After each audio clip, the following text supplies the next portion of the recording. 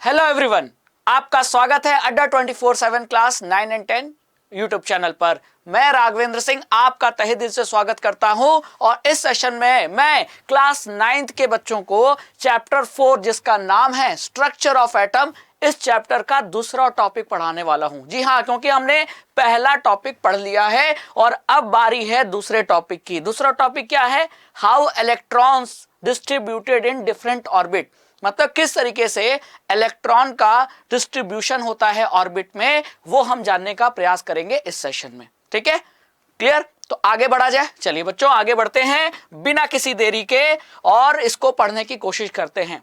सबसे पहले अगर आपको पिछला सेशन याद हो, पिछला इसका टॉपिक याद हो, जिसमें हमने ये पढ़ा था कि जो रदरफोर्ड ने जो एटॉमिक मॉडल दिया था, उस एटॉमिक मॉडल में जो कमी थी उसको दूर किसने किया था? नील बोर ने, है ना।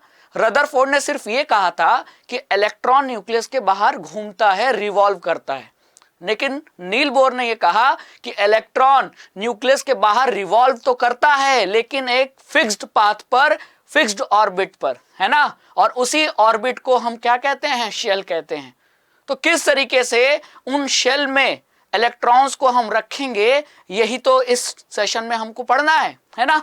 तो how electrons are distributed in different orbit, तो इसको बताने वाले कौन थे? इसको बताने वाले थे नील बोर, और उनकी मदद किसने की थी? बरी ने।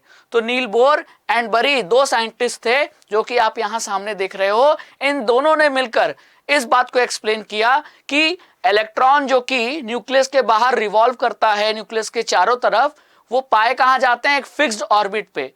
तो उन ऑर्बिट को हम शेल कहते हैं। तो उन ऑर्बिट में किस तरीके से इलेक्ट्रॉन को आप रखोगे, कितने इलेक्ट्रॉन्स पाए जाएंगे, इलेक्ट्रॉन्स का क्या डिस्ट्रीब्यूशन होगा डिफरेंट ऑर्बिट में, डिफरेंट शेल में, इसको बताने में मदद किसने की थी? बोर एंड बरी ने।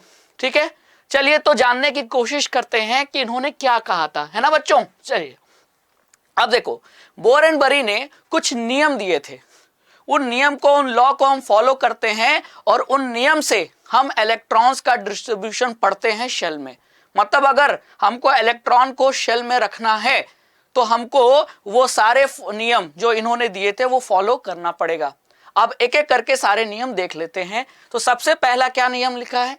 किसी भी शेल में आप जितना चाहे उतने इलेक्ट्रॉन्स नहीं रख सकते बेटा लोग। जी हाँ, किसी भी शेल में एक मैक्सिमम इलेक्ट्रॉन्स की लिमिट होती है, और वो लिमिट का पता हम कैसे लगा सकते हैं? इस फॉर्मूले से लगा सकते हैं जिसका नाम है 2n², है ना। तो किसी भी शेल में आप कितने भी इलेक्ट्रॉन चाहो अपने मन से, मैं 50 रख दूं, 1000 रख दूं, नहीं रख सकते। आपको यह नियम फॉलो करना पड़ेगा। ठीक है, तो जैसे अगर हम बात करें पहले शेल की, देखो न्यूक्लियस के बाहर ये पहला शेल, पहला ऑर्बिट, और पहले ऑर्बिट को हम क्या, पहले शेल को क्या नाम देते हैं? के शेल। और के शेल का जो एनर्जी लेवल है ना, वो होता है 1। तो ये जो n है, ये क्या रिप्रेजेंट कर रहा है? Energy level. n जो है वो एनर्जी लेवल को रिप्रेजेंट करता है। तो जो n की वैल्यू होती है के शेल के लिए, वो कितनी होती है? 1। उसी तरह l शेल के लिए कितनी होती है? n की वैल्यू 2 होती है। m शेल के लिए कितनी होती है? n की वैल्यू 3 होती है। यानी अलग अलग एनर्जी शेल, मतलब अलग अलग ऑर्बिट का, शेल का एक अपना खुद का एनर्जी लेवल होता है ना। और वो एनर्जी लेवल रिप्रेजेंट किया जाता है एक नंबर से। के शेल के लिए एनर्जी लेवल का जो नंबर होता है 1 होता है, l के लिए 2 होता है, m के लिए 3 होता है, n के लिए 4 होता है। तो अगर आपको n की वैल्यू पता है तो उस शेल में कितने इलेक्ट्रॉन्स रखे जाएंगे उसका आप पता इस फॉर्मूले से लगा सकते हो। n की वैल्यू रख दो और जो वैल्यू आएगी वो होगी आपकी मैक्सिमम नंबर ऑफ इलेक्ट्रॉन्स। जैसे के शेल में मैं कितने इलेक्ट्रॉन रख सकता हूं, तो के शेल के लिए मुझे पता होना चाहिए n की वैल्यू कितनी है? 1। तो मैंने यहां n की वैल्यू 1 रख दी। तो 2 × 1 का स्क्वायर, तो 2 × 1 का स्क्वायर कितना आया? 2। मतलब मैं के शेल में कितने इलेक्ट्रॉन रख सकता हूं? मैक्सिमम 2 इलेक्ट्रॉन रख सकता हूं। 2 से कम भी रख सकता हूं, 2 से ज्यादा नहीं रख सकता। ये भी ध्यान रखना है कि ये मैक्सिमम नंबर ऑफ इलेक्ट्रॉन्स की लिमिट है ना। मतलब 2 से ज्यादा इलेक्ट्रॉन आप के शेल में नहीं रख सकते। 2 से कम यानी 1 रखना चाहे तो रख सकते हैं, लेकिन मैं अगर 3 इलेक्ट्रॉन रखना चाहूं, 5 इलेक्ट्रॉन रखना चाहूं, तो मैं के शेल में नहीं रख सकता, क्योंकि मैक्सिमम इलेक्ट्रॉन्स की जो लिमिट है वो है 2। किस शेल के लिए? के शेल के लिए। तो देखो ये है के शेल, तो यहां मैं अधिकतम मैक्सिमम 2 इलेक्ट्रॉन रख सकता हूं, ठीक है।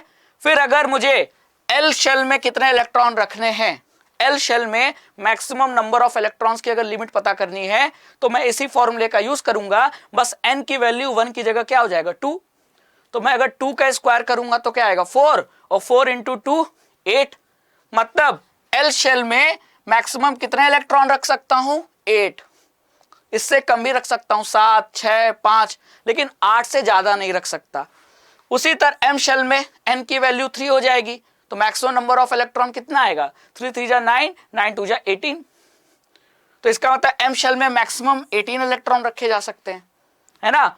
एन शेल में, एन शेल के लिए एन की वैल्यू 4 हो जाएगी, तो इसमें फॉर्मूले में रखोगे तो 4 4 जा 16 इंटू 2 32। तो इसका मतलब एम शेल में मैक्सिमम कितने इलेक्ट्रॉन रखे जा सकते हैं 32। तो ये आपको पता होना चाहिए और ये फॉर्मूला पता होना चाहिए, है ना। तो ये पहला नियम है जो कि बोर एंड बरी ने दिया था, ये बताने के लिए कि किसी भी शेल में आप कितने इलेक्ट्रॉन रख सकते हो, किस तरीके से इलेक्ट्रॉन का डिस्ट्रीब्यूशन होगा। तो इलेक्ट्रॉन का डिस्ट्रीब्यूशन में ये आपको पता होना चाहिए कि किसी भी शेल में मैक्सिमम नंबर ऑफ इलेक्ट्रॉन्स की एक लिमिट होती है, उससे ज्यादा आप इलेक्ट्रॉन उस शेल में नहीं रख सकते। और उस मैक्सिमम नंबर ऑफ इलेक्ट्रॉन्स का पता किस फॉर्मूले से लगाया जाएगा? इस फॉर्मूले से 2n²। जहां n क्या है? एनर्जी लेवल, जो कि अलग अलग शेल के लिए इस एनर्जी लेवल की जो वैल्यू है वो अलग अलग होती है, और इसीलिए अलग अलग शेल में मैक्सिमम इलेक्ट्रॉन्स रखने की लिमिट भी अलग अलग होती है। ठीक है, समझ में आ गया? चलिए आगे चला जाए। तो ये पहला नियम है, ठीक है। तो इलेक्ट्रॉन का किस तरीके से डिस्ट्रीब्यूशन होगा शेल में, उसको पता लगाने के लिए पहला नियम हमने पढ़ लिया बोर एंड बरी का। अब आते हैं दूसरे नियम पे। दूसरा नियम क्या लिखा है? The maximum number of electrons that can be accommodated in outer most orbit is 8। हमेशा आउटर मोस्ट ऑर्बिट में, शेल के आउटर, किसी भी एटम के आउटर मोस्ट ऑर्बिट में मैं मैक्सिमम कितने इलेक्ट्रॉन रख सकता हूं? 8। 8 से ज्यादा नहीं रख सकता, 8 से कम रख सकता हूं, ठीक है, लेकिन 8 से ज्यादा नहीं रख सकता। लेकिन ध्यान में रखना है कि किस ऑर्बिट की बात हो रही है? आउटर मोस्ट ऑर्बिट की बात हो रही है। सबसे बाहर जो शेल है, जैसे मान लो ये एटम, एटम का ये न्यूक्लियस है ना, न्यूक्लियस के बाहर पहला शेल, दूसरा शेल, तीसरा शेल, तो फर्स्ट, सेकेंड, थर्ड। तो सबसे बाहरी शेल जो है, सबसे बाहर आउटर मोस्ट जो है, उसमें हम मैक्सिमम 8 इलेक्ट्रॉन ही रख सकते हैं। यह है दूसरा नियम। और बोर एंड बरी ने जो तीसरा नियम दिया था वो ये दिया था कि इलेक्ट्रॉन्स को सबसे पहले उन शेल में भरा जाएगा जो अंदर की तरफ है, जिनकी एनर्जी लेवल कम है, और फिर जब वो कंप्लीटली फिल्ड हो जाएंगे तब आप उसके आउटर शेल को आप फिल करोगे। कहने का मतलब ऐसा है कि सबसे पहले हम इलेक्ट्रॉन किस में फिल करेंगे? के में। के भर जाएगा तो फिर एल में, एल भर जाएगा तो फिर एम में। तो सबसे अंदर वाला इनर शेल कौन सा है? के है, उसके बाहर एल है, उसके बाहर एम है, उसके बाहर एन है। तो पहले इनर शेल को भरते हैं और इनर शेल को भरने के बाद फिर आउटर शेल भरते हैं। ऐसा नहीं है कि के को हम खाली रख देंगे और इलेक्ट्रॉन एल से भरना शुरू करेंगे, नहीं, ये नियम कभी भी फॉलो नहीं होगा, है ना। तो अगर आपको एटम के इलेक्ट्रॉन्स को शेल में रखना है तो सबसे पहले इनर शेल को भरिए, फिर उससे आउटर शेल को भरिए, फिर उससे आउटर शेल को भरिए, है ना, क्योंकि इनर शेल की एनर्जी लेवल कम होती है। तो पहले कम एनर्जी लेवल वाले शेल को ही भरा जाता है, यही लिखा है इस थर्ड में। Electrons are not accommodated in a given cell unless, तब तक जब तक कि inner shell are not filled, that is the shells are filled in a stepwise manner. हमेशा स्टेप वाइज मैनर में भरते हैं, है ना, पहले अंदर वाले, फिर उससे बाहर, फिर उससे बाहर। इस तरीके से हम सीक्वेंस में इलेक्ट्रॉन्स को शेल में क्या करते हैं? डिस्ट्रीब्यूट करते हैं, फिल करते हैं। तो अगर आपको ये नियम पता है, ये लॉ पता है बोर एंड बरी का, तो आप आराम से इलेक्ट्रॉन्स को क्या कर सकते हो? शेल में रख सकते हो। जैसे हम एग्जाम्पल देख लेते हैं, हाइड्रोजन। हाइड्रोजन के पास 1 इलेक्ट्रॉन होता है।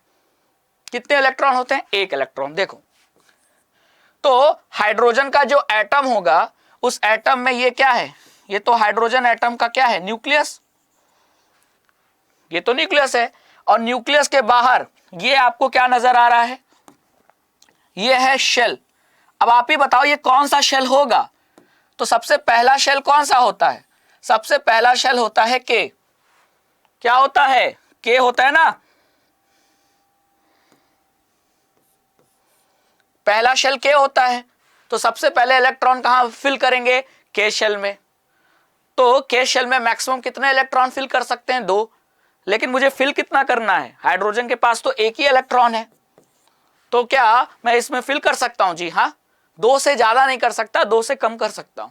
तो मैंने एक इलेक्ट्रॉन के शेल में फिल कर दिया, ये हो गया हाइड्रोजन का एटम जिसके पास के शेल में कितने इलेक्ट्रॉन है, एक इलेक्ट्रॉन है।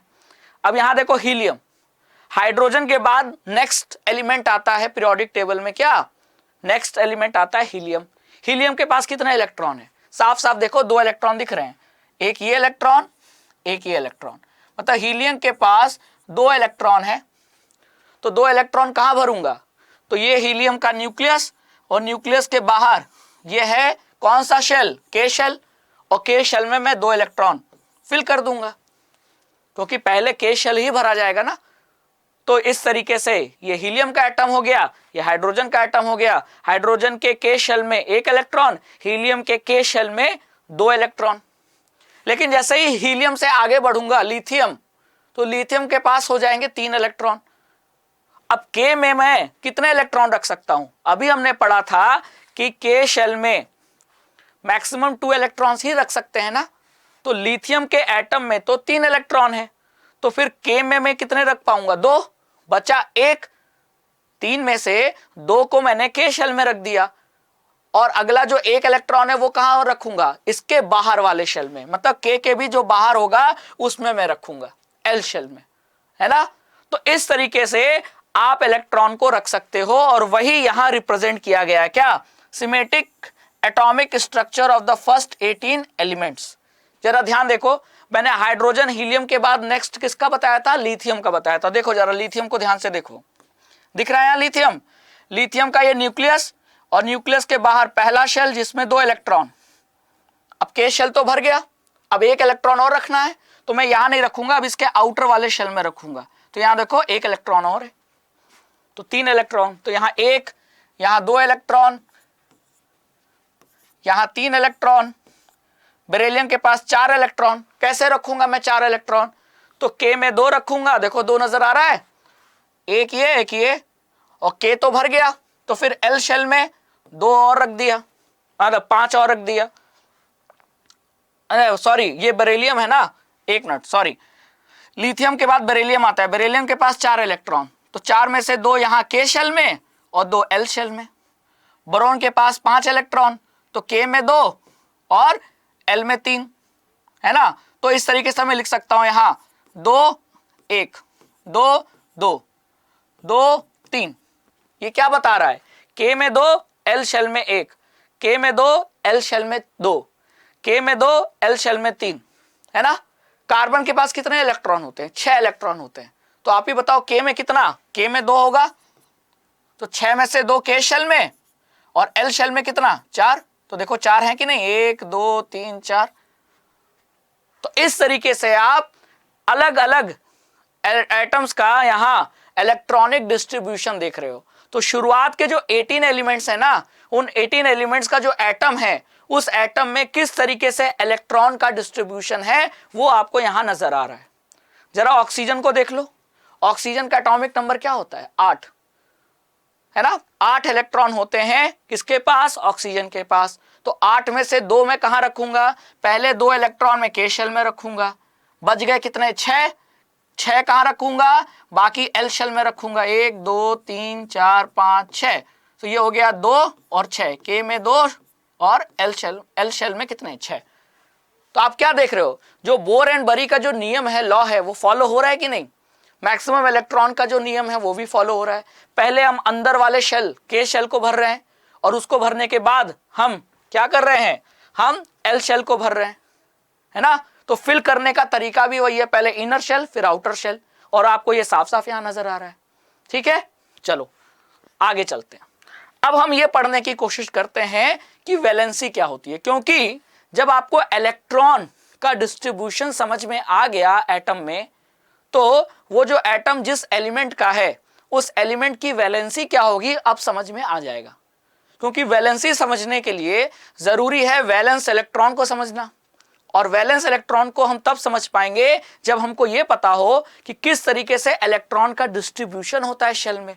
और इलेक्ट्रॉन का डिस्ट्रीब्यूशन अभी हमने पढ़ा है ना, कि इलेक्ट्रॉन्स को शेल में किस तरीके से रखा जाता है। पहले अंदर वाले को भरते हैं, फिर उससे बाहर वाले को भरते हैं, है ना, फिर उससे बाहर वाले को भरते हैं। इस तरीके से इलेक्ट्रॉन से फिल करते हैं ना शेल को। इलेक्ट्रॉन का डिस्ट्रीब्यूशन समझ में आ गया। चलिए, अब हमने एक पॉइंट वहां पढ़ा था कि हर जो आउटर मोस्ट शेल है उसमें मैक्सिमम कितने इलेक्ट्रॉन हो सकते हैं? 8, है ना। तो 8 क्यों होना चाहिए? 8 इसलिए होना चाहिए कि 8 होने के बाद एटम स्टेबल हो जाता है। और जिस एटम के पास आउटर मोस्ट शेल में 8 इलेक्ट्रॉन नहीं है वो तड़पता है कि मुझे 8 चाहिए, मुझे 8 होना है, मुझे आउटर मोस्ट शेल में 8 भरने हैं। तो जितने इलेक्ट्रॉन होते हैं, ठीक है, उसको मतलब अगर मान लो 8 चाहिए और 8 है तो कोई बात नहीं, एटम स्टेबल है।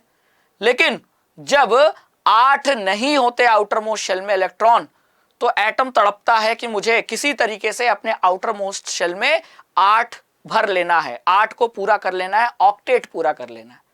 ठीक है, तो जरूरी नहीं कि हर एटम के आउटर मोस्ट शेल में 8 इलेक्ट्रॉन प्रेजेंट हों। भाई एक नियम, मतलब एक लॉ क्या है, हमने ये चीज पढ़ा कि आउटर मोस्ट में 8 हो सकते हैं मैक्सिमम इलेक्ट्रॉन, लेकिन क्या होंगे ही ये कोई जरूरी तो नहीं। देखो जरा यहां देखो, आउटर मोस्ट शेल में कितने इलेक्ट्रॉन है? 1। आउटर मोस्ट शेल में कितने हैं? 2। आउटर मोस्ट शेल में कितने हैं? बोरोन में 3। कार्बन में देखो आउटर मोस्ट में कितने हैं? 4। ऑक्सीजन में आउटर मोस्ट शेल में कितने हैं? 6। तो क्या सभी एटम्स में आपको आउटर मोस्ट शेल में 8 इलेक्ट्रॉन दिख रहे हैं? नहीं। यहां दिख रहे होंगे नियॉन में, देखो 1 2 3 4 5 6 7 8, तो नियॉन में है ना। तो आउटर मोस्ट शेल में 8 इलेक्ट्रॉन मैक्सिमम हो सकते हैं, लेकिन क्या सभी एटम्स में मैक्सिमम 8 इलेक्ट्रॉन होंगे आउटर मोस्ट शेल में? ऐसा जरूरी नहीं। नियॉन में है लेकिन बाकी सभी में नहीं है। तो अगर नहीं है तो ये सभी कोशिश करते हैं कि मैं नियॉन जैसा बन जाऊं, मतलब कि मेरा आउटर मोस्ट शेल में 8 इलेक्ट्रॉन हो जाए पूरी तरीके से। ठीक है, तो जितने इलेक्ट्रॉन आउटर मोस्ट शेल में प्रेजेंट होते हैं ना किसी भी एटम के, वही उसके वैलेंस इलेक्ट्रॉन कहलाते हैं। तो number of electron present in the outermost shell of an atom are known as valence electron. जैसे कि अगर आपसे मैं पूछूं कि बताओ फ्लोरीन के वैलेंस इलेक्ट्रॉन कितने हैं, तो फ्लोरीन का आउटर मोस्ट शेल कौन सा है? तो फ्लोरीन में कितने इलेक्ट्रॉन? फ्लोरीन में 9 इलेक्ट्रॉन, है ना। 9 में से 2 इलेक्ट्रॉन तो मैं के शेल में भर दूंगा, ठीक है, तो बचे कितने? 7। और 7 को मैं कहां रखूंगा? इसके बाहर वाले शेल में। तो बाहर वाले शेल में कितना रखूंगा? बाहर वाला शेल है कौन सा? एल शेल है, तो उसमें मैं कितने रखूंगा? 7। तो आप ये बताओ आउटर मोस्ट शेल कौन सा होगा फ्लोरीन के केस में? के होगा कि एल होगा? अरे के तो अंदर वाला है, बाहर वाला आउटर मोस्ट कौन है? एल। और एल में कितने इलेक्ट्रॉन हैं? 7। तो फ्लोरीन के केस में आउटर मोस्ट इलेक्ट्रॉन कितने हैं? 7। तो फ्लोरीन के वैलेंस इलेक्ट्रॉन कितने हो गए? 7। तो जो आउटर मोस्ट शेल में जितने इलेक्ट्रॉन्स प्रेजेंट होते हैं किसी भी एटम में, वही उसका क्या होता है? वैलेंस इलेक्ट्रॉन होता है। ठीक है, अब मैं आपसे एक क्वेश्चन और पूछता हूं, बताओ लिथियम के वैलेंस इलेक्ट्रॉन कितने हैं? लिथियम का वैलेंस इलेक्ट्रॉन कितना है? तो जरा नजर डालो, ये है लिथियम, है ना। समझो, बात को समझो और देखो कैसे हम इलेक्ट्रॉन के डिस्ट्रीब्यूशन से वैलेंस इलेक्ट्रॉन पता कर रहे हैं। तो जरा यहां देखो, यह है लिथियम। लिथियम में 3 इलेक्ट्रॉन, तो 3 इलेक्ट्रॉन को मैं कैसे रखूंगा? डिस्ट्रीब्यूशन कैसे होगा? तो मैं पहले इलेक्ट्रॉन कहां भरूंगा? के शेल में। तो ये है पहला शेल, इसमें 2 इलेक्ट्रॉन रख दिया, के में कितना रख दिया? 2। अब के में 2 से ज्यादा तो रख नहीं सकता, बोर एंड बरी का जो नियम है वो यही कहता है कि के में मैक्सिमम 2 इलेक्ट्रॉन रखे जा सकते हैं। तो बचा कितना? 3 में से 2 भर दिया, बचा एक इलेक्ट्रॉन, तो ए को कहां रखूंगा, इसके आउटर शेल में।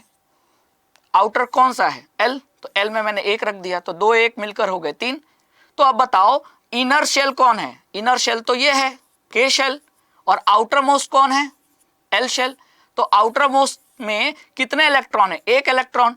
तो लिथियम का जो आउटर मोस्ट शेल है उसमें एक इलेक्ट्रॉन है, तो लिथियम के केस में वैलेंस इलेक्ट्रॉन कितने हो गए, एक हो गए। तो लिथियम के केस में वैलेंस इलेक्ट्रॉन कितने हुए, 1। फ्लोरीन के केस में कितने थे, 7। तो अलग अलग एलिमेंट्स में अलग अलग वैलेंस इलेक्ट्रॉन होते हैं, लेकिन वैलेंस इलेक्ट्रॉन की डिफिनीशन क्लियर होनी चाहिए, ये बात ध्यान रखनी है। अरे भाई इलेक्ट्रॉन की बात हो रही है ना, लेकिन कौन से इलेक्ट्रॉन की, वो इलेक्ट्रॉन जो सबसे बाहरी शेल में, क्लियर, आउटर मोस्ट। अब आपको वैलेंस इलेक्ट्रॉन पता चल गया, तो वैलेंस इलेक्ट्रॉन से किसी भी एलिमेंट की वैलेंसी पता चल जाएगी, है ना। वैलेंसी कैसे पता चलेगी, मैं अभी बताता हूं। देखो पहले यहां तो आपको क्लियर हो गया ना, लिथियम के केस में वैलेंस इलेक्ट्रॉन कितने, 1, क्योंकि ये देखो आउटर मोस्ट शेल, उसमें एक इलेक्ट्रॉन है। कार्बन के केस में, कार्बन के केस में 6 इलेक्ट्रॉन होते हैं, जिसमें से 2 यहां है और बाकी 4 यहां है, 1 2 3 4। तो जो बाहरी वाला शेल है, आउटर मोस्ट शेल है, उसमें कितने इलेक्ट्रॉन प्रेजेंट है, 4। तो कार्बन के केस में वैलेंस इलेक्ट्रॉन कितने हो गए, 4 हो गए। तो वैलेंस इलेक्ट्रॉन निकालना आ गया। अब वैलेंस इलेक्ट्रॉन से आप वैलेंसी पता कर सकते हो, कैसे, मैं बताता हूं। देखो मैंने अभी बताया कि आउटर मोस्ट में मैक्सिमम कितने हो सकते हैं, 8। क्या कार्बन के पास 8 हैं, नहीं। आउटर मोस्ट शेल में कार्बन के पास 4 इलेक्ट्रॉन है, लेकिन वो चाहता है कि मैं 4 और ले लूं और मेरे 8 इलेक्ट्रॉन हो जाए, क्योंकि मैं 8 इलेक्ट्रॉन अगर हो जाएगा तो मैं स्टेबल बन जाऊंगा। हम सभी स्टेबल होना चाहते हैं ना, हम सभी चाहते हैं कि हम पढ़ाई कर लें, नौकरी अच्छी से मिल जाए, सरकारी नौकरी मिले, ठीक है, पैसा कमाने लगे हम, तो जीवन स्टेबल हो जाएगा। उसी तरह एटम भी है, एटम भी क्या चाहते हैं, स्टेबल होना। तो जैसे अगर नियॉन की बात करें, नियॉन में देखो, नियॉन में तो पहले से आउटर मोस्ट शेल में 8 इलेक्ट्रॉन है, तो नियॉन पहले से स्टेबल है। लेकिन अभी आपको कार्बन दिखाया, कार्बन के पास आउटर मोस्ट शेल में 4 ही इलेक्ट्रॉन है, वो और 4 इलेक्ट्रॉन लेना चाहता है ताकि वो नियॉन जैसा बन जाए, मतलब स्टेबल बन जाए। तो नियॉन, जैसे यहां नियॉन को छोड़ दो, fluorine, oxygen, nitrogen, carbon, boron, beryllium, lithium, इन सभी में किसी के पास पूरे के पूरे 8 इलेक्ट्रॉन नहीं है। तो ऐसे अधिकतर एलिमेंट्स ऐसे होते हैं जिनके पास ऑक्टेट कंप्लीट नहीं होता, जिनके पास पूरे के पूरे 8 वैलेंस इलेक्ट्रॉन नहीं होते। तो फिर ऐसे एटम क्या करते हैं, आपस में वो बॉन्ड बनाने की कोशिश करते हैं। वो क्या करते हैं, एटम्स रिएक्ट करते हैं, react and combine to form molecule with atoms of the same और different elements in order to attain a fully filled outermost shell। तो एटम अपने आउटरमोस्ट शेल को पूरी तरीके से 8 इलेक्ट्रॉन से भरने के लिए, मतलब अपना ऑक्टेट पूरा करने के लिए, एटम्स सेम एलिमेंट के भी और अलग अलग एलिमेंट के भी आपस में कंबाइन करते हैं, रिएक्ट करते हैं और ऐसे मॉलिक्यूल या कंपाउंड बनाते हैं जिसमें उनका आउटरमोस्ट शेल क्या हो जाए, भर जाए। तो इस प्रोसेस में जितने इलेक्ट्रॉन्स की शेयरिंग होती है, या जितने इलेक्ट्रॉन्स का गेन होता है, या जितने इलेक्ट्रॉन का लॉस होता है, वही होता है क्या, वैलेंसी। जैसे यहां देखो, कार्बन के पास आउटर मोस्ट शेल में कितने इलेक्ट्रॉन थे, 4। अब अपने ऑक्टेट को भरने के लिए कितने और इलेक्ट्रॉन की जरूरत है, तो ऑक्टेट मतलब 8 इलेक्ट्रॉन, 4 पहले से है ना। तो अगर 4 और इलेक्ट्रॉन मिल जाए किसको, कार्बन को, तो कार्बन तो स्टेबल हो जाएगा। तो कार्बन को 4 इलेक्ट्रॉन की जरूरत है। अब ये जरूरत पूरा कैसे करता है, तो कार्बन रिएक्ट करता है और कंबाइन करता है किसके साथ, देखो हाइड्रोजन के साथ। हाइड्रोजन को भी जरूरत है, हाइड्रोजन के पास कितने इलेक्ट्रॉन, ये हाइड्रोजन का न्यूक्लियस और न्यूक्लियस के बाहर ये शेल, और इस शेल में हाइड्रोजन के पास 1 इलेक्ट्रॉन प्रेजेंट है। तो हाइड्रोजन का जो आउटर मोस्ट शेल है ना, वो कौन सा शेल है, के, और के में मैक्सिमम 8 नहीं 2 इलेक्ट्रॉन हो सकते हैं, मैक्सिमम 2 इलेक्ट्रॉन, और हाइड्रोजन के पास है कितना, 1। तो हाइड्रोजन को और कितने की जरूरत है? तो हाइड्रोजन को 1 इलेक्ट्रॉन की जरूरत है और कार्बन को 4 इलेक्ट्रॉन की जरूरत है। तो कार्बन और हाइड्रोजन के बीच क्या होता है? इलेक्ट्रॉन की शेयरिंग होने लगती है ताकि ये दोनों क्या हो सके? स्टेबल बन सके। तो देखो यहां आपको ये जो वॉयलेट रंग से नजर आ रहा है, ये नजर आ रहा है ना, ये लोगों में ग्रीन कर दिया। ये 4 इलेक्ट्रॉन नजर आ रहे हैं, ये 4 इलेक्ट्रॉन कार्बन के हैं, ये कार्बन के 4 इलेक्ट्रॉन। और हाइड्रोजन के पास कितने होते हैं? 1 इलेक्ट्रॉन। तो इस हाइड्रोजन का ये इलेक्ट्रॉन नजर आ रहा है आपको, ये देखो हाइड्रोजन का, इस हाइड्रोजन का 1 इलेक्ट्रॉन, इस हाइड्रोजन का 1 इलेक्ट्रॉन, इस हाइड्रोजन का 1 इलेक्ट्रॉन, इस हाइड्रोजन का 1 इलेक्ट्रॉन।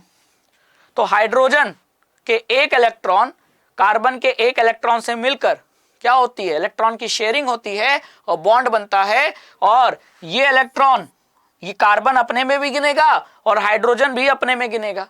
तो अगर हाइड्रोजन इनको अपने में गिनेगा तो बोलेगा कि मेरे पास 2 इलेक्ट्रॉन हो गए, मेरा शेल भर गया। और कार्बन अगर इसको गिनेगा अपने में, उसी तरह यहां इसको गिन लेगा, यहां इसको गिन लेगा, तो कार्बन के पास पहले से 4 थे, हाइड्रोजन के 1 इलेक्ट्रॉन लेकर, 4 हाइड्रोजन का 4 इलेक्ट्रॉन लेकर उसने बोला कि मेरे पास इलेक्ट्रॉन भर गया, मैं भी स्टेबल हो गया। तो इस तरीके से कार्बन और हाइड्रोजन मिलकर, कार्बन हाइड्रोजन के एटम्स रिएक्ट करते हैं और कंबाइन होकर CH4 बना लेते हैं और स्टेबल हो जाते हैं, यानी मीथेन बना लेते हैं। तो यहां इलेक्ट्रॉन की क्या हुई? शेयरिंग। वही हो सकता है कि अपने आउटर मोस्ट शेल को भरने के लिए इलेक्ट्रॉन की शेयरिंग ना हो, इलेक्ट्रॉन को ट्रांसफर कर दिया जाए। जैसे यहां सोडियम के पास कितने इलेक्ट्रॉन होते हैं बताइए? 11, 2, 8, 1, 2 इलेक्ट्रॉन K में, L में 8 इलेक्ट्रॉन और M में 1 इलेक्ट्रॉन। तो आउटर मोस्ट शेल में 8 रखने के लिए ये सोडियम 1 इलेक्ट्रॉन को दान दे देता है, ले जाओ। तो अगर 1 इलेक्ट्रॉन यहां से हट जाएगा, आप खुद ही सोचो, तो अब सोडियम के पास आउटर में 8 हो जाएंगे। तो उसके लिए सोडियम को 1 इलेक्ट्रॉन दान देना पड़ेगा। और वही 1 इलेक्ट्रॉन किसको चाहिए? क्लोरीन को। तो क्लोरीन वही 1 इलेक्ट्रॉन ले ले तो उसका 8 इलेक्ट्रॉन हो जाएगा, और सोडियम 1 इलेक्ट्रॉन दे दे तो उसका 8 इलेक्ट्रॉन हो जाएगा। तो इन दोनों के बीच ये हुआ, सोडियम बोल रहा है मैं इलेक्ट्रॉन लूज करूंगा और क्लोरीन बोल रहा है मैं इलेक्ट्रॉन गेन करूंगा। तो यहां इलेक्ट्रॉन का ट्रांसफर हो रहा है, और इलेक्ट्रॉन के ट्रांसफर से क्या पॉसिबिलिटी बन रही है कि आउटर मोस्ट शेल क्या हो जा रहा है? भर जा रहा है, सोडियम का भी और क्लोरीन का भी, और ये मिलकर इसीलिए कंबाइन कर रिएक्ट करके सोडियम क्लोराइड बनाते हैं। अब समझ में आया कि सोडियम अलग और क्लोरीन अलग क्यों नहीं था? क्योंकि अलग अलग वो स्टेबल नहीं है। स्टेबल क्यों नहीं है? क्योंकि उनका आउटर मोस्ट शेल खाली है। लेकिन जैसे ही सोडियम 1 इलेक्ट्रॉन दे देता है और क्लोरीन 1 इलेक्ट्रॉन ले लेता है, तो इन दोनों का आउटर मोस्ट शेल भर जाता है, मैक्सिमम 8 इलेक्ट्रॉन हो जाते हैं। और इसीलिए क्योंकि यहां 1 इलेक्ट्रॉन दिया गया तो सोडियम की वैलेंसी 1 हो गई, क्लोरीन ने 1 इलेक्ट्रॉन लिया इसीलिए क्लोरीन की भी वैलेंसी 1 हो गई, कार्बन ने 4 इलेक्ट्रॉन की शेयरिंग की, है ना, तो इसीलिए कार्बन की वैलेंसी 4 हो गई। तो आपने क्या देखा? वैलेंस इलेक्ट्रॉन अगर पता हो तो उससे वैलेंसी पता लगाई जा सकती है। मुझे पता था कि कार्बन के पास 4 वैलेंस इलेक्ट्रॉन है, तो 8 को करने के लिए 4 और चाहिए, तो 4 और इलेक्ट्रॉन की शेयरिंग करेगा कार्बन, तो कार्बन की वैलेंसी क्या होगी? 4 होगी, है कि नहीं? समझ में आया? चलो, तो number of electrons gained, lost और शेयर्ड, जितने इलेक्ट्रॉन्स की शेयरिंग होती है या जितने इलेक्ट्रॉन का लॉस होता है या जितने इलेक्ट्रॉन का गेन होता है, ताकि जो एटम है वो अपना ऑक्टेट फिल कर ले और outermost electron, outermost shell में पूरे के पूरे इलेक्ट्रॉन हो जाए। इसीलिए जो इलेक्ट्रॉन्स की शेयरिंग या गेन या लॉस होता है वही उस एटम का क्या होता है? एलिमेंट का वैलेंसी होता है। तो इसीलिए कार्बन की वैलेंसी 4 है, सोडियम की वैलेंसी 1 होती है, क्लोरीन की वैलेंसी 1 होती है। क्यों 1 होती है? क्योंकि इसे 1 इलेक्ट्रॉन चाहिए अपना आउटर मोस्ट शेल को भरने के लिए। सोडियम को 1 इलेक्ट्रॉन देना पड़ता है अपने आउटर मोस्ट शेल को भरने के लिए, इसलिए इसकी भी वैलेंसी 1 है। कार्बन को 4 इलेक्ट्रॉन की शेयरिंग करने के बाद इसका आउटर मोस्ट शेल भरता है, तो इसीलिए इसकी वैलेंसी क्या है? 4 है। तो आपको वैलेंसी का पता चल गया ना, किस तरीके से वैलेंसी निकालते हैं। तो वैलेंसी का पता तब चला जब आपको यह पता था कि वैलेंस इलेक्ट्रॉन कितने हैं, है ना। जब आपको पता था कि सोडियम में 2 8 1 यानी 11 इलेक्ट्रॉन है, तो आउटर मोस्ट कौन सा हो गया, वैलेंस इलेक्ट्रॉन ये है। तो अपने शेल को भरने के लिए ये 1 इलेक्ट्रॉन लूज करता है, तो वैलेंस इलेक्ट्रॉन पता था तो वैलेंसी पता हो गई। ठीक है, तो वही लिखा है, the number of electrons gained, lost और shared so as to make the octet of electrons in the outermost shell gives us the combining capacity of element, जिसे ही हम वैलेंसी कहते हैं। एटम की कंबाइन करने की कैपेसिटी, जैसे कार्बन 4 हाइड्रोजन के साथ कंबाइन कर रहा है, तो कार्बन की कैपेसिटी कितनी हो गई, 4, और कैपेसिटी मतलब वैलेंसी, ताकि अपने आउटर मोस्ट शेल को वो पूरी तरीके से भर ले। तो पहले ये पता करो कि आउटर मोस्ट शेल में है कितना, फिर ये पता हो जाएगा कि उसको भरने के लिए क्या करना पड़ेगा, है ना।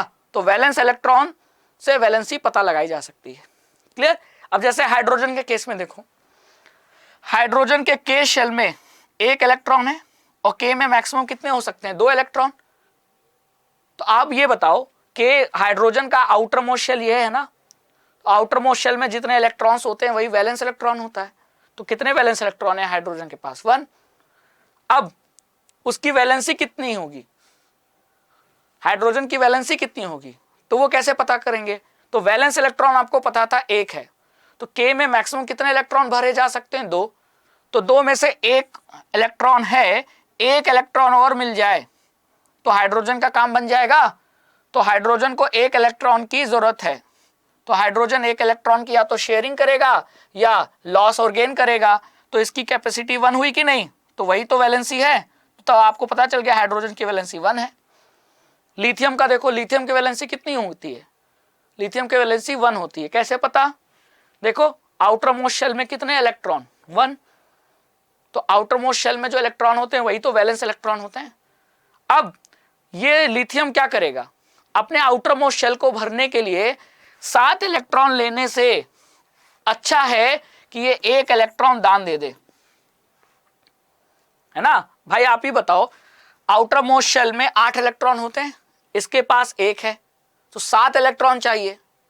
तो 7 इलेक्ट्रॉन लेना आसान है कि ये 1 इलेक्ट्रॉन दे दो तो भी तो ये वाला शेल पूरी तरीके से भरा रहेगा। तो लिथियम 7 इलेक्ट्रॉन लेने के बजाय वो इस 1 इलेक्ट्रॉन को दान दे देता है। तो जब ये 1 इलेक्ट्रॉन दान दे दिया तो बचे कितने, 2 इलेक्ट्रॉन, और 2 इलेक्ट्रॉन के शेल में है, और के शेल में मैक्सिमम 2 ही हो सकते हैं। तो अगर इसका मतलब के शेल पूरी तरीके से भरा है तो इसका मतलब लिथियम स्टेबल है कि नहीं। उसी तरह यहां सोडियम है, 2 2 8 1 1 दान दे देगा तो इसका एल शेल पूरी तरीके से 8 इलेक्ट्रॉन से भर जाएगा। तो इसीलिए सोडियम 1 इलेक्ट्रॉन दान दे देता है, इसलिए सोडियम की भी वैलेंसी 1, लिथियम की 1, हाइड्रोजन की भी 1, है ना। लेकिन जहां नंबर ऑफ इलेक्ट्रॉन बहुत ज्यादा होते हैं, मतलब ऑक्टेट के करीब होते हैं, वहां हम दूसरे तरीके से वैलेंसी निकालते हैं। अपने ऑक्टेट को पूरा करने के लिए उसको जितने इलेक्ट्रॉन की जरूरत है वही उसकी वैलेंसी होती है। मतलब 8 में से वैलेंस इलेक्ट्रॉन को सब्ट्रैक्ट कर दो तो वैलेंसी निकल के आ जाती है। If the number of electrons in the outermost shell of an atom is close to its full capacity, full capacity कितनी होती है, 8, और 8 के करीब है अगर वैलेंस इलेक्ट्रॉन, जैसे 7 हैं 6 हैं, तो वैलेंसी कैसे निकालते हैं, वैलेंसी दूसरे तरीके से निकालते हैं। टोटल फुल कैपेसिटी में से वैलेंस इलेक्ट्रॉन को माइनस कर दो, जैसा कि यहाँ फ्लोरीन में बताओ वैलेंस इलेक्ट्रॉन कितने होते हैं। तो वैलेंस इलेक्ट्रॉन का मतलब अभी पढ़ाया है कि आउटर मोस्ट शेल में नंबर ऑफ इलेक्ट्रॉन। तो फ्लोरीन का जो आउटर मोस्ट शेल है वो ये है, बाहर वाला शेल। अब इसमें देखो इलेक्ट्रॉन कितने हैं, खुद ही देखो, 1 2 3 4 5 6 7। तो फ्लोरीन के केस में वैलेंस इलेक्ट्रॉन कितने हैं, 7 हैं। तो अपने ऑक्टेट को भरने के लिए इसको कितने इलेक्ट्रॉन की जरूरत है, 1। तो हम क्या करेंगे, फुल कैपेसिटी यानी 8 में से 7 वैलेंस इलेक्ट्रॉन माइनस कर देंगे तो आया कितना, 1 इलेक्ट्रॉन। मतलब फ्लोरीन को 1 इलेक्ट्रॉन की जरूरत है। अब फ्लोरीन के लिए फ्लोरीन के लिए एक इलेक्ट्रॉन लेकर इस शेल को भरना आसान है कि ये 7 इलेक्ट्रॉन दान देकर इस शेल को भरना आसान है? आप ही बताओ। एक इलेक्ट्रॉन लेना ज्यादा आसान था, जबकि यहां लिथियम में, सोडियम में 7 इलेक्ट्रॉन लेने से अच्छा है एक इलेक्ट्रॉन दे दो। लेकिन फ्लोरीन के केस में एक इलेक्ट्रॉन लेना ज्यादा अच्छा है, ना कि 7 इलेक्ट्रॉन दान देना। क्योंकि 7 इलेक्ट्रॉन देने से भी ये शेल भरा हो जाएगा ना, भरा हुआ।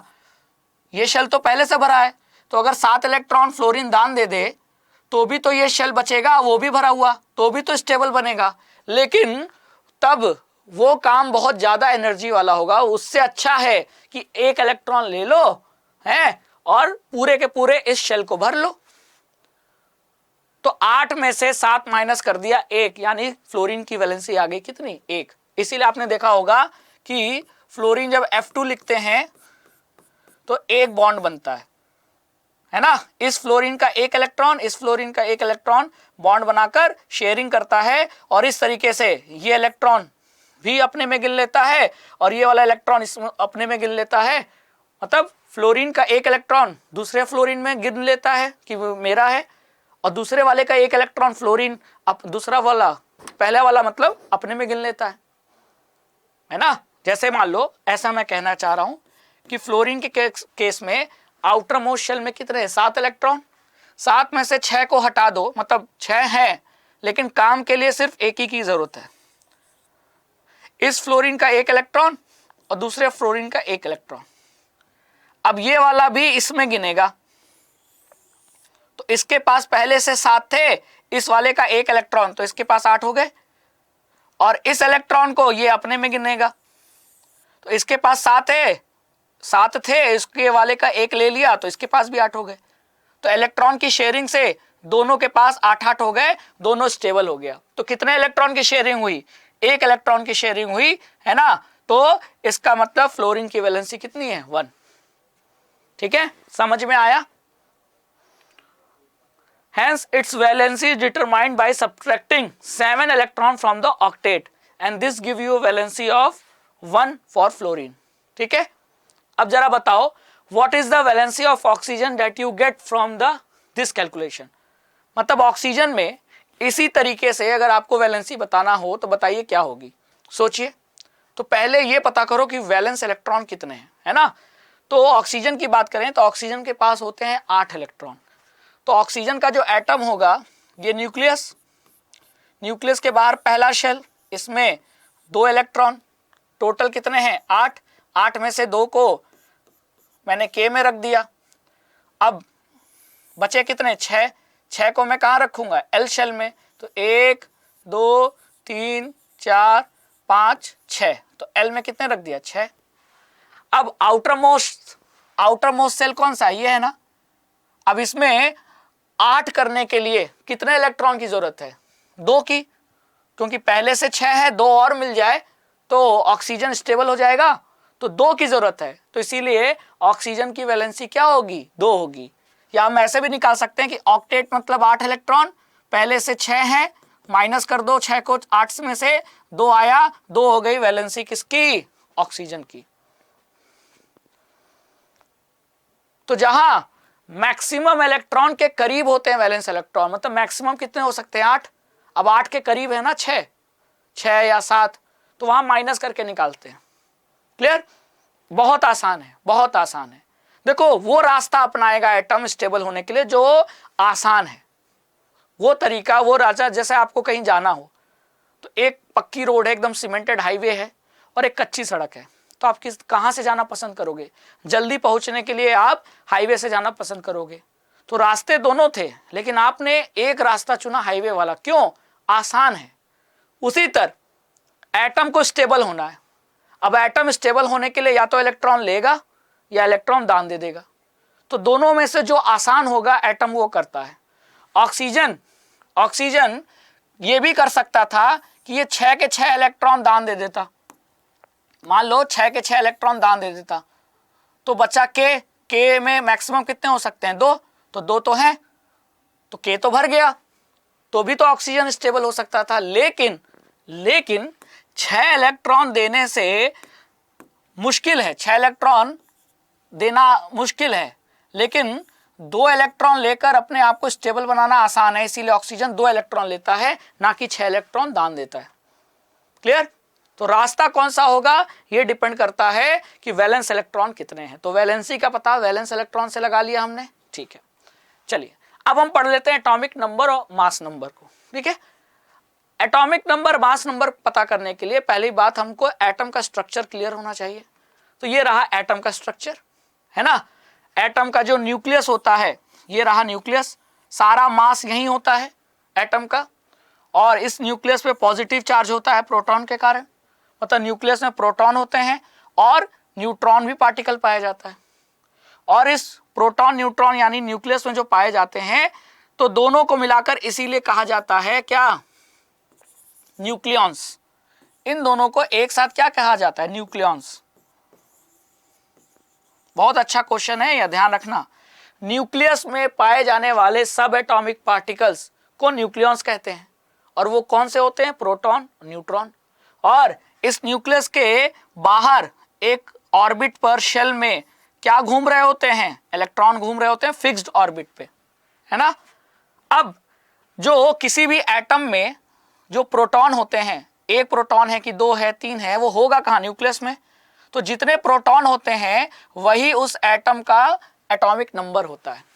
तो एटॉमिक नंबर का फॉर्मूला क्या है, atomic number is equal to number of protons present in the nucleus of an atom, ठीक है। तो अगर मुझे न्यूक्लियस में 4 प्रोटॉन नजर आ रहे हैं, तो इसका मतलब उस एटम का एटॉमिक नंबर 4 हो जाएगा। समझ में आया कि नहीं। तो इस तरीके से हम एटॉमिक नंबर निकाल सकते हैं, और एटॉमिक नंबर को हम जेड से रिप्रेजेंट करते हैं। किससे रिप्रेजेंट करते हैं, जेड से, ठीक है, क्लियर। जैसे कार्बन का एटॉमिक नंबर लिखना हो तो मुझे यह पता लगाना होगा कि कार्बन का एटम जो है उसके न्यूक्लियस में कितने प्रोटॉन होंगे। तो कार्बन के न्यूक्लियस में 6 प्रोटॉन होते हैं, इसीलिए कार्बन का एटॉमिक नंबर क्या हो जाएगा, 6, है ना, सिंपल है। तो जेड की वैल्यू कार्बन के केस में कितनी हो जाएगी, 6, ठीक है। अब मास नंबर की बात करें तो एटम का मास लोकेटेड कहाँ होता है, एटम का मास होता है उसके न्यूक्लियस पे, और न्यूक्लियस में पाए जाते हैं प्रोटॉन और न्यूट्रॉन। तो एटम के मास में किसका कंट्रीब्यूशन होगा, प्रोटॉन और न्यूट्रॉन का ना, इलेक्ट्रॉन का तो कंट्रीब्यूशन होगा नहीं। तो नंबर ऑफ प्रोटॉन और नंबर ऑफ न्यूट्रॉन को ऐड कर दीजिए, उस एटम का मास पता चल जाता है, जिसे हम मास नंबर भी कहते हैं, एटॉमिक मास भी कहते हैं। तो वही लिखा है, mass of an atom is practically due to protons and neutrons. Electron का कंट्रीब्यूशन नहीं होता एटम के मास में, क्यों, क्योंकि एटम का मास होता है न्यूक्लियस पे, और इलेक्ट्रॉन तो न्यूक्लियस के बाहर पाए जाते हैं। तो इलेक्ट्रॉन का कंट्रीब्यूशन नहीं होता, सिर्फ प्रोटॉन और न्यूट्रॉन का कंट्रीब्यूशन होता है ना। और प्रोटॉन और न्यूट्रॉन क्योंकि न्यूक्लियस में पाए जाते हैं, इसीलिए उनको न्यूक्लियॉन्स कहते हैं, ये तो हमने पहले ही पढ़ा। तो फिर मास में किसका योगदान होगा, प्रोटॉन और न्यूट्रॉन को। तो प्रोटॉन न्यूट्रॉन को ऐड कर दें तो हमारा मास नंबर निकल के आ जाता है, ठीक है। जैसे कार्बन के केस में 6 प्रोटॉन 6 न्यूट्रॉन होते हैं, तो 6 + 6 12।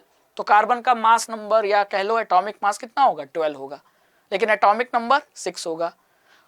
एटॉमिक नंबर को जेड से रिप्रेजेंट करते हैं, लेकिन मास नंबर को ए से रिप्रेजेंट करते हैं। क्लियर हो गया, एटॉमिक मास और एटॉमिक नंबर। चलिए अब आता है कि किसी भी एटम को रिप्रेजेंट कैसे करते हैं। तो एटम का जो सिंबल है, सिंबल के ऊपर एटॉमिक मास यानी मास नंबर लिखते हैं, और नीचे एटॉमिक नंबर यानी जिसको जेड से रिप्रेजेंट करते हैं वो लिखा जाता है। जैसे कि मुझे कार्बन के केस में लिखना होगा, तो कार्बन का सिंबल क्या है, सी। कार्बन का मास नंबर क्या है, यानी एटॉमिक मास कितना है, 12, तो वो मैं ऊपर लिखूंगा। और कार्बन का एटॉमिक नंबर कितना होता है, 6, और एटॉमिक नंबर को जेड से रिप्रेजेंट करते हैं, तो जेड यहाँ नीचे लिखते हैं, यानी 6 नीचे लिखूंगा, है ना। उसी तरह ऑक्सीजन लिखना हो तो ऑक्सीजन क्या लिखूंगा, 16 8। ऑक्सीजन का सिंबल ओ, एटॉमिक मास ऊपर, एटॉमिक मास यानी मास नंबर, और एटॉमिक नंबर नीचे, ठीक है। क्लियर हो गया। इस तरीके से किसी भी एटम को हम रिप्रेजेंट कर सकते हैं। क्लियर। चलो अब बात आती है आइसोटोप की। तो आइसोटोप क्या होते हैं, एक ही एटम के एलिमेंट के बहुत सारे एटम ऐसा हो सकता है कि उनका एटॉमिक नंबर सेम हो, एटॉमिक नंबर क्या हो, ये सेम हो, लेकिन एटॉमिक मास डिफरेंट हो, उन्हें हम आइसोटोप्स कहते हैं। तो डिफिनीशन क्लियर हो गई। Isotopes are defined as atoms of same element having, मतलब एलिमेंट वही है, वो एटम एक ही एलिमेंट के हैं, लेकिन उनमें एटॉमिक नंबर सेम है लेकिन एटॉमिक मास डिफरेंट है। सर हमको समझ में नहीं आया, देखो अब ऐसे बताता हूं। हाइड्रोजन के 3 आइसोटोप होते हैं। तो हाइड्रोजन के केस में 3 टाइप के एटम देखने को मिलते हैं। एक एटम जिसमें एटॉमिक नंबर 1, एटॉमिक मास भी 1। हाइड्रोजन का एक एटम ऐसा होता है जिसका एटॉमिक नंबर 1 लेकिन एटॉमिक मास 2 होता है, और एक एटम ऐसे होते हैं जिसमें एटॉमिक नंबर 1 लेकिन एटॉमिक मास 3। तो देखो इन हाइड्रोजन के तीनों एटम्स को जरा कंपेयर करो। नीचे एटॉमिक नंबर लिखते हैं ना, वो तो सेम है, लेकिन ऊपर एटॉमिक मास लिखते हैं, वो अलग अलग है।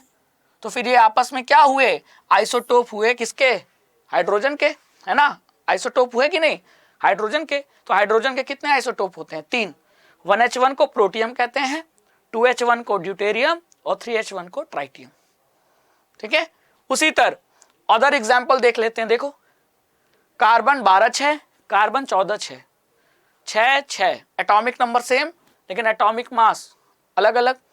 तो इसका मतलब कार्बन का जो एलिमेंट है ना, उस एलिमेंट किससे बना है, एटम से। जब आप सभी एटम्स को देखोगे तो कुछ एटम्स ये वाले देखने को मिलेंगे, कुछ एटम्स ये वाले। तो ये दोनों आपस में फिर क्या हुए, आइसोटोप। तो कार्बन के 2 आइसोटोप होते हैं। उसी तरह chlorine 3517 3717 atomic number same, atomic mass अलग अलग। तो क्लोरीन के भी 2 आइसोटोप होते हैं। तो आइसोटोप क्लियर है ना। तो इस सेशन में बच्चों हमने क्या किया, हमने पहली बात तो इलेक्ट्रॉन का डिस्ट्रीब्यूशन पढ़ा और एटॉमिक मास, एटॉमिक नंबर के बारे में भी पढ़ा, और लास्ट में हमने आइसोटोप के बारे में पढ़ा। I hope you like this session. इसी तरह अड्डा 24/7 क्लास 9 और 10 के साथ बने रहिए और पढ़ते रहिए। Thank you so much.